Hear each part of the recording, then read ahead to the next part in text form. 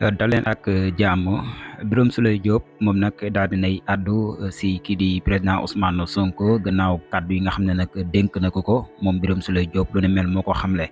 muy wax que ne nag jot naa wax ak kii di président Ousmane Sonko si candidat yi nga xam ne nag daal dinañ koy tànn si Pastef. lim ko xamaloon nag mooy que ne nag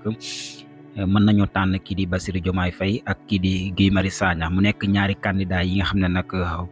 waxoon nañ moom la ñuy tànn biir Pastef. lu ni mel nag bi mu amee moom mii di Birame Souleye Diop ma ngay xamle que ne nag kii di Bassirou Diomaye Faye jàpp na ne incha allahu rabbi mën naa présenter kii di président Ousmane Sonko mën naa nekk président bi jël réewum Sénégal boo xamee ne nag ñoom ñëpp jàppale nañ ko comme ni ko président Ousmane Sonko di sàkkoo. moom Birame Souleye Diop lu ni mel la daal di wax muy xamle que ne nag nañu ànd jàppale kii di Bassirou Diomaye Faye ngir nag moo mën a jël yile élection. loolu nag pour mu am mooy que ne nag day fekk kii di président Ousmane Sonko du bokk si yile élection ngir nag loolu mën a nekk. Bougane Gueye Dany moom nag daal di nay xamle ak jàppaleem si kii di Bassirou Diomaye Faye ndax kat moom xamle na ne Bassirou mooy Sonko Sonko mooy Bassirou te jàpp na ne président Ousmane Sonko mooy opposant bi gën a mag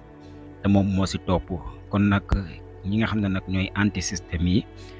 nekkul kenn ku dul Bassirou Diomaye Faye bu fekkee ne candidature président Ousmane Sonko du mën a jàll. kon moom day nekk si ginnaaw Bassirou Diomaye Faye lépp lu mu am nag dina ko si def ngir jàppale Bassirou Diomaye Faye ngir mu jël réewum Sénégal ndax jàpp na ne moom mooy anti système bi te moom kuy anti système rek moom ngay jàppale moom Bougane Gueye Dany. lu ne mel moo tax nag mu xamle que ne nag moo ngi si ginnaaw président Ousmane Sonko di ko jàppale mu samp candidat am moom mu nekk candidat lépp moo ngi si ginnaawam.